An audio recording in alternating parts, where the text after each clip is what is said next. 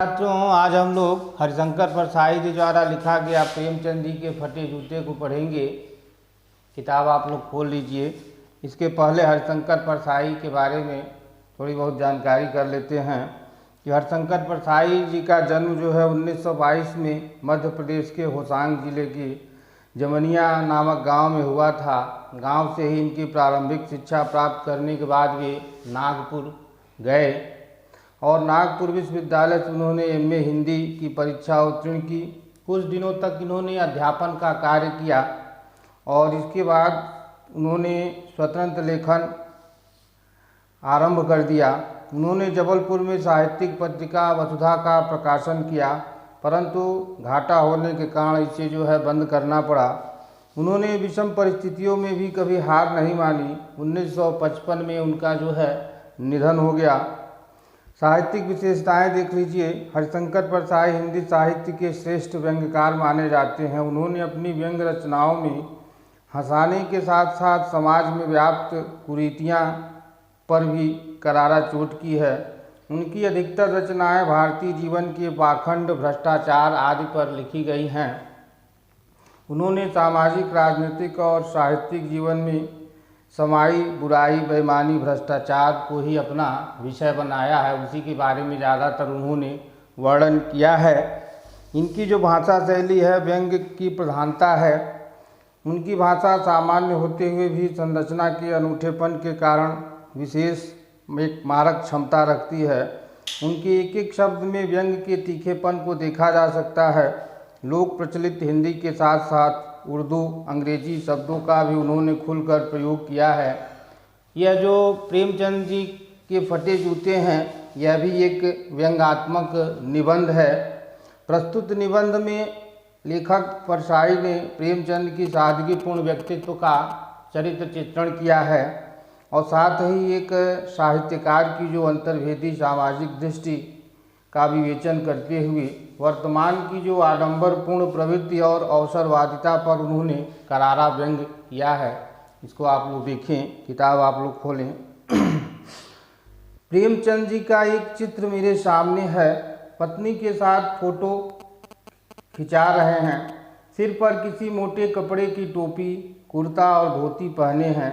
कनपटी चिपकी है, गालों की हड्डियां उभर आई हैं और घनी मूछें चेहरे को भरा भरा बतलाती हैं। बिल्कुल ही अर्थ स्पष्ट है बेटा। यहाँ प्रेमचंद जी के बारे में बता रहा है। लेखक कह रहा है कि प्रेमचंद जी का एक चित्र जो है हमारे सामने प्रस्तुत है, आ गया है और उसमें यह दिखाया जा रहा है कि वह पत्नी के साथ जो है फ़ोटो खिंचवा रहे हैं। जो सिर पर मोटी पगड़ी बांधा हुआ है, उन्होंने मोटे कपड़े की टोपी है, कुर्ता और धोती पहने हैं। उनकी कनपटी जो है चिपटी हुई है और गालों की हड्डियां जो है उभर कर सामने आ गई हैं, ऐसा। और घनी मूछें हैं। घनी मूछें जो है उनके चेहरे को भरा भरा कर देती हैं। यह फोटो से दिखलाई पड़ता है, यह लेखक बता रहे हैं। पाँव में कैनवस के जूते हैं जिनके बंद बेतरतीब बंधे हुए हैं। बंद मतलब होता है बेटा फीता। जिनके पाँव में उनके प्रेमचंद जी के कैनवस का जूता है, लेकिन जो फीता उन्होंने बांधा है वो बड़े ही बेतरतीब तरीके से, बेढंग तरीके से उन्होंने बांधा हुआ है। लापरवाही से उपयोग करने पर बंद के सिरों पर की लोहे की पतरी निकल जाती है और छेदों में बंद डालने में परेशानी होती है। तब बंद कैसे भी कस लिए जाते हैं। बंद मतलब होता है फीता। फीता जो है कैसे भी उसको बांध लिया जाता है कि जूता पहन के आदमी चल सके, यह बता रहे हैं। दाहिने पांव का जूता ठीक है, मगर बाएं जूते में बड़ा छेद हो गया है जिससे उंगली बाहर निकल आती है। अब यह कह रहा है लेखक कि दाहिने पांव का जूता तो ठीक है, लेकिन जो बाएं पांव का जो जूता है उसमें एक बड़ा सा होल छेद हो गया है जिससे बार बार उंगली जो है बाहर निकल आ रही है। मेरी दृष्टि इस जूते पर अटक गई। अटक गई मतलब पड़ गई, ध्यान केंद्रित हो गया। लेखक यह कहना चाह रहा है। सोचता हूँ फोटो खिंचवाने की अगर यह पोशाक है तो पहनने की कैसी होगी। अब लेखक के मन में यह प्रश्न आ रहा है, विचार कर रहा है कि अगर फ़ोटो खिंचवाने की पोशाक हुलिया इनका इस तरह का है तो ये कैसा पहनते होंगे, यह उसके मन में तमाम तरह के प्रश्न लेखक के मन में चल रहे हैं। नहीं, इस आदमी की अलग पोशाकें नहीं होंगी, इसमें पोशाकें बदलने का गुण नहीं है, यह जैसा है वैसा ही फोटो में खिंच जाता होगा। अब यहाँ यह लेखक कह रहे हैं कि नहीं, प्रेमचंद जी के बारे में ऐसी कोई बात नहीं, हुआ जैसे हैं जैसे दिखते हैं उसी तरह से सेम टू सेम हूबहू जो है फोटो खिंचवाते हैं।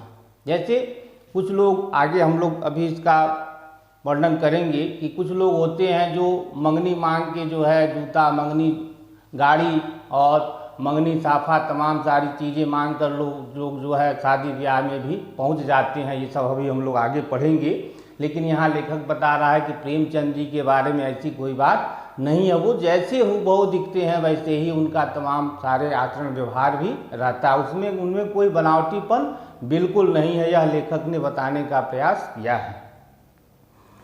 मैं चेहरे की तरफ देखता हूँ, क्या तुम्हें मालूम है मेरे साहित्यिक पुरखों की तुम्हारा जूता फट गया है और उंगली बाहर दिख रही है, क्या तुम्हें इसका जरा भी एहसास नहीं है, जरा लज्जा संकोच या झेप नहीं है, क्या तुम इतना भी नहीं जानते कि धोती को थोड़ा नीचे कर लेने से उंगली ढक सकती थी, मगर फिर भी तुम्हारे चेहरे पर बड़ी बेपरवाही, बड़ा विश्वास है।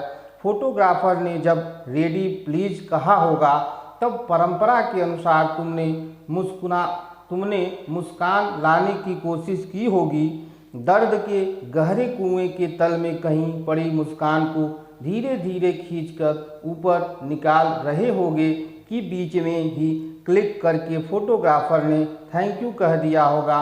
विचित्र है यह अधूरी मुस्कान, यह मुस्कान नहीं, इसमें उपहास है, व्यंग है। अब यहाँ लेखक यह बता रहा है, पूरे पैराग्राफ को हम लोग देखें कि लेखक प्रेमचंद जी का एक चित्र देखते हुए यह बता रहा है कि उन्होंने मोटे कपड़े, मोटी धोती, मोटी टोपी आदि पहनी हुई है, कनपटी और गालों की हड्डियां जो हैं उनकी दिखलाई पड़ रही हैं, परंतु घनी मूँछों से उनका चेहरा क्या है, हरा भरा दिखलाई पड़ रहा है। पैरों में उन्होंने कैनवस का जूता भी पहन रखा है, एक जूता आगे से फटा हुआ है, उस जूते की उंगली बार बार जो है उस छेद से बाहर निकल आ रही है, जा रही है।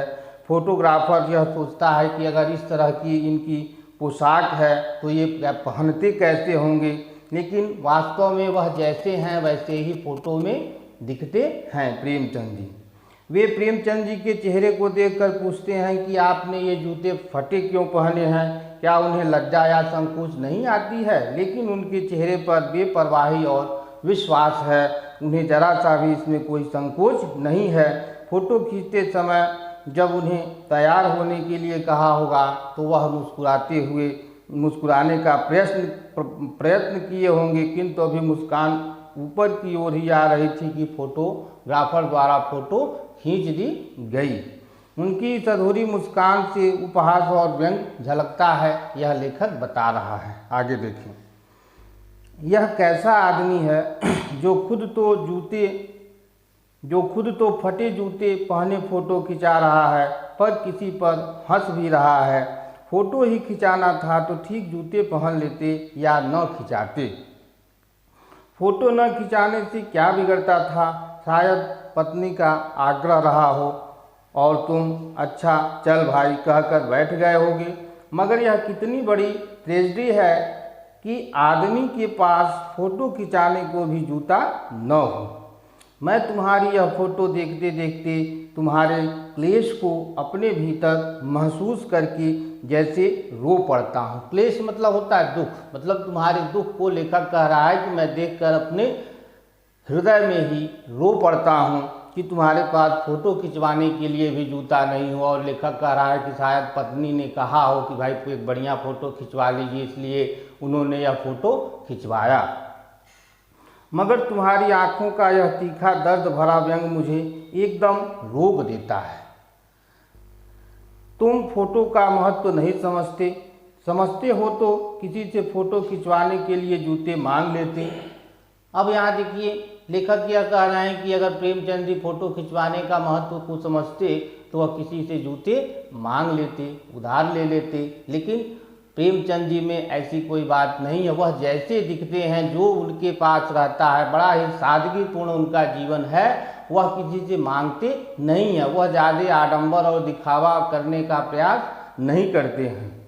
लोग तो मांग के कोर्ट से वर दिखाई करते हैं और मांगे की मोटर से बारात निकालते हैं। फ़ोटो खिंचवाने के लिए तो बीवी तक लोग मांग ली जाती है, तुम जूते ही मांगते नहीं बने। अब ये जो निबंध है बेटा, हम लोग टोटल व्यंग्यात्मक निबंध है। इसमें लेखक कह रहा है कि लोग तो कोट पैंट भी मांग लेते हैं फ़ोटो खिंचवाने के लिए, यहाँ तक बारात जाने के लिए दूसरे की गाड़ी मांग लेते हैं। यहाँ तक कि अगर अपनी बीवी नहीं है तो दूसरे की बीवी के साथ भी लोग फ़ोटो खिंचवा लेते हैं। यह टोटल जो है व्यंग्यात्मक निबंध है जिसमें लेखक कह रहा है। और यह कह रहे हैं लेखक कि तुम जूते भी नहीं मांग पाए किसी से, फ़ोटो अगर खिंचवानी थी तो तुम फ़ोटो का महत्व तो नहीं जानते। लोग तो इत्र चुपड़ कर फ़ोटो खिंचवाते हैं जिससे फ़ोटो में खुशबू आवे। इत्र मतलब सेंट। आजकल बहुत सारे परफ्यूम, तमाम सारे इत्र चले हैं कि आजकल के लड़के उसको बिना लगाए बाहर जाते ही नहीं हैं। गंदे से गंदे आदमी की फ़ोटो भी खुशबू देती है। इत्र लगाने से लेखक कह रहा है कि लोग यह समझते हैं कि जैसे हम इत्र लगवा के, सेंट लगवा के फ़ोटो खिंचवाने जाते हैं तो फ़ोटो से हमारी खुशबू आती है। तो ये गलत बात है, इसमें व्यंग किया जा रहा है। टोपी 8 आने में मिल जाती है और जूते उस ज़माने में भी 5 रुपए से कम में क्या मिलते होंगे। जूता हमेशा टोपी से कीमती रहा है, अब तो जूते की कीमत और बढ़ गई है और एक जूते पर 2500 टोपियाँ निछावर होती हैं। तुम भी जूते और टोपी के आनुपातिक मूल्य के मारे हुए थे। यह विडंबना मुझे इतनी तीव्रता से पहले कभी नहीं चुभी जितनी आज चुभ रही है। जब मैं तुम्हारा फटा जूता देख रहा हूँ, तुम महान कथाकार, उपन्यास सम्राट, युग प्रवर्तक, जाने क्या क्या कहलाते थे, मगर फोटो में भी तुम्हारा जूता जो है फटा हुआ है। मेरा जूता भी कोई अच्छा नहीं है, यूँ ऊपर से अच्छा दिखता है, उंगली बाहर नहीं निकलती है, पर अंगूठे के नीचे तला फट गया है। अंगूठा जमीन से घिसता है और पैनी मिट्टी का पर कभी रगड़ खाकर लहूलुहान भी हो जाता है। पूरा तला गिर जाएगा, पूरा पंजा छिल जाएगा, मगर अंगुली बाहर नहीं दिखेगी। तुम्हारी अंगुली दिखती है पर पाँव सुरक्षित है, मेरी अंगुली ढकी है पर पंजा नीचे घिस रहा है। तुम पर्दे का महत्व ही नहीं जानते, हम पर्दे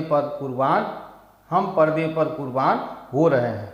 अब यहाँ पे लेखक जो है बड़ी हैरानी के साथ पूछता है कि प्रेमचंद जी जो है फटे जूते पहनकर फ़ोटो खिंचा रहे हैं और किसी पर हंस भी रहे हैं। यदि उन्होंने फ़ोटो खिंचाना ही था तो कोई अच्छा जूता सा पहन लिए होते जिससे फ़ोटो अच्छी आई, लेकिन फिर सोचा होगा कि शायद पत्नी ने कहा होगा, पत्नी के कहने पर उन्होंने फ़ोटो खिंचाया।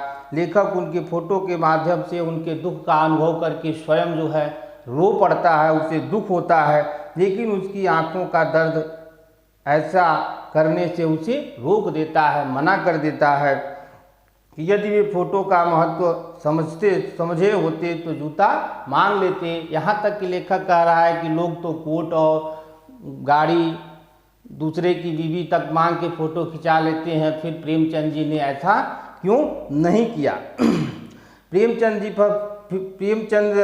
पर भी कुछ ऐसा ही भार रहा होगा। उनकी विडंबना को लेखक को दुख पहुंचा रही है कि एक महान कथाकार, उपन्यास सम्राट, युग प्रवर्तक, जाने माने जो प्रेमचंद जी हैं, उनका फटा हुआ जूता देखकर लेखक को अंदर ही अंदर जो है चुभन होती है, उसे कष्ट होता है कि इस तरह से उपन्यास के माने जाने कथा सम्राट इस तरह के फटे जूते पहनकर जो है फ़ोटो खिंचवा रहे हैं। यह स्वयं कहता है, लेखक कहता है कि उसका स्वयं का जूता ऊपर से न फटकर नीचे से फटा हुआ है और उंगली भी बाहर जो है निकल जा रही है, पैर घिस जा रहा है, उस जूते का जो है तलवा फटा हुआ है। लेकिन लेखक जैसे लोग वास्तविकता को आडंबर के आवरण से ढकना चाहते हैं, जबकि प्रेमचंद जैसा व्यक्तित्व सच्चाई और सादगी को अपनाने वाला व्यक्तित्व है। वह कभी भी अपनी सादगी और सच्चाई को लोगों के सामने दिखाते हैं। उनके अंदर कोई आडंबरपूर्ण बाह्य वातावरण आवरण नहीं है जिससे वह ढक लेते हों। आगे देखें। तुम फटा जूता बड़े ठाठ से पहने हो, मैं ऐसे ही नहीं पहन सकता। फोटो तो जिंदगी भर इसी तरह नहीं खिंचवाऊं, चाहे कोई जीवनी बिना फोटो के ही छाप दे। तुम्हारी यह व्यंग मुस्कान मेरे हौसले पस्त कर देती है। क्या मतलब है इसका? कौन सी मुस्कान है यह? क्या होरी का गोदान हो गया? क्या पूस की रात में सुअर हल्कू का खेत चर गए? क्या सुजान भगत का लड़का मर गया क्योंकि डॉक्टर क्लब छोड़कर नहीं आ सकते थे? अब लेखक जो है तमाम उदाहरण के माध्यम से बता रहा है कि क्या होरी का गोदान हो गया, क्या पूस की रात में सुअर हल्कू का खेत चर गए, क्या सुजान भगत का लड़का मर गया क्योंकि डॉक्टर जो है टेबल टेनिस खेलने में व्यस्त थे, नहीं आए। नहीं, मुझे लगता है माधो औरत के कफन की चंदे की शराब पी गया और वह मुस्कान मालूम होती है। मैं तुम्हारा जूता फिर से देखता हूँ कैसे फट गया। यह मेरी जनता के लेखक क्या बहुत चक्कर काटते रहे? क्या बनिए के तगादे से बचने के लिए मील 2 मील का चक्कर लगाकर घर लौटते रहे? अब लेखक तरह तरह के प्रश्न कर रहा है। क्या बनिए ने तगादा किया? क्या बनिए का कुछ बाकी था जिससे बनिए का तगादा करते करते तुम्हारा यह जूता जो है घिस गया? चक्कर लगाने से जूता फटता नहीं है, घिस जाता है। कुंभन दास का जूता भी फतेहपुर सीकरी जाने आने में घिस गया था। उसे बड़ा पछतावा हुआ। उसने कहा, आवत जात पनहिया घिस गई, बिसर गयो हरिनाम। मतलब आवत जात, आते जाते मेरे जो पैर की चप्पल है, जो मेरे पैर का जूता है, वो क्या हो गया? घिस गया और बिसर गया हरिनाम, और उसे भगवान का नाम तक क्या हो गया? भूल गया, स्मरण न रहा। और ऐसे बुलाकर देने वालों के लिए कहा था, जिनके दुख उपजत हैं तिनको करवो परय सलाम। इस तरह से लेखक यह कह रहा है। अब यहाँ लेखक जो है प्रेमचंद जी के विषय में यह बताने का प्रयास कर रहा है कि वह बड़े शान के साथ जो है फटे जूते पहने हुए थे, जबकि लेखक ऐसे जूते कभी नहीं पहन सकता था। लेकिन उनकी व्यंग मुस्कान का अभिप्राय पूछता है। वह प्रेमचंद के कई पात्रों का सहारा लेकर अपने प्रश्न के उत्तर देना चाहते हैं कि जिसमें क्या होरी का गोदान हो गया, क्या पूस की रात में सुअर बैल चल गए, क्या सुजान भगत का लड़का मर गया क्योंकि डॉक्टर क्लब छोड़ के नहीं आया। तमाम तरह के प्रश्नों का उत्तर जो है लेखक दे रहा है। लेखक जूते के फटने का कारण भी जानता है। वह अनुमान लगाता है कि ज़्यादा चलने से ऐसा हुआ होगा, क्या कोई बनिया जो है बार बार तगादे के लिए जाता होगा इसलिए जूता फट गया होगा। इस तरह से वह तमाम प्रश्न करता है और फिर वह कहते हैं कि आने जाने में, जैसे भक्ति काल के कवि कुंभन दास जी जो है फतेहपुर से सीकरी आने जाने में उनका जो है जूता घिस गया था और उन्होंने कहा कि आवत जात पनहिया घिस गई, बिसर गयो हरिनाम। इस तरह से उनके जो है जूते क्या हो गए? घिस गए। आगे देखिए। चलने से जूता घिसता है, फटता नहीं, तुम्हारा जूता कैसे फट गया? अब लेखक यहाँ प्रश्न कर रहा है कि चलने से जूता घिसता है, फटता नहीं, तुम्हारा जूता कैसे फट गया? मुझे लगता है तुम किसी सख्त चीज को ठोकर मारते रहे हो। कोई चीज जो परत पर परत सदियों से जमी गई हो, उसे शायद तुमने ठोकर मार मार कर अपना जूता फाड़ लिया। कोई टीला जो रास्ते पर खड़ा हो गया था, उस पर तुमने अपना जूता आजमाया। तुम उसे बचाकर उसके बगल से भी तो निकल सकते थे। टीलों से समझौता भी तो हो जाता। सभी नदियां पहाड़ थोड़े ही फोड़ती हैं, कोई रास्ता बदल कर घूम भी तो चली जाती हैं। तुम समझौता कर नहीं सके। क्या तुम्हारी भी वही कमजोरी थी जो होरी को ले डूबी? वही नेम धर्म वाली कमजोरी। नेम धर्म मतलब नियम से काम करना। नेम धर्म उसकी भी जंजीर थी, मगर तुम जिस तरह मुस्कुरा रहे हो उससे लगता है शायद नियम धर्म तुम्हारा बंधन नहीं था, तुम्हारी मुक्ति थी। तुम्हारी यह पाँव की उंगली मुझे संकेत करती सी लगती है, जिसे तुम घृणित समझते हो उसकी तरफ हाथ ही नहीं पाँव की उंगली से इशारा करते हो। तुम क्या उसी की तरफ इशारा कर रहे हो जिसे ठोकर मारते मारते तुमने जूता फाड़ लिया हो? मैं समझता हूँ, तुम्हारी उंगली का इशारा भी समझता हूँ और यह व्यंग मुस्कान भी समझता हूँ। तुम मुझ पर या हम सभी पर हंस रहे हो, उन पर जो उंगली छिपाए और तलुआ घिसाए चल रहे हैं, उन पर जो टीले को बरकरार बाजू से निकल रहे हैं। तुम कह रहे हो मैंने तो ठोकर मार मार कर जूता फाड़ लिया, उंगली बाहर निकल आई पर पाँव बच रहा है और मैं चलता रहा हूँ, मगर तुम उंगली को ढकने की चिंता में तलुए का नाश कर रहे हो। तुम चलोगे कैसे? मैं समझता हूँ, मैं तुम्हारे फटे जूते की बात समझता हूँ, उंगली का इशारा समझता हूँ, तुम्हारी व्यंग मुस्कान समझता हूँ। अब यहाँ लेखक यह कह रहा है कि उसके मन में बार बार यह जो है प्रश्न आ रहे हैं, बार बार विचार कर रहा है कि प्रेमचंद का जूता जो है घिसने की अपेक्षा कैसे फट गया। चलते चलते तो जूता फटता नहीं, चलते चलते जूता क्या होता है, घिस जाता है। अब लेखक यहाँ कहना चाहता है कि उन्होंने समाज में जो व्याप्त बुराइयाँ थी, जो बाह्य आडंबर थे, उसकी तरफ ध्यान दे रहा है कि व्याप्त कुरीतियों को अपने ठोकरों से हटाने का प्रयास किया होगा प्रेमचंद जी ने, इसीलिए उनका जूता क्या हो गया, फट गया।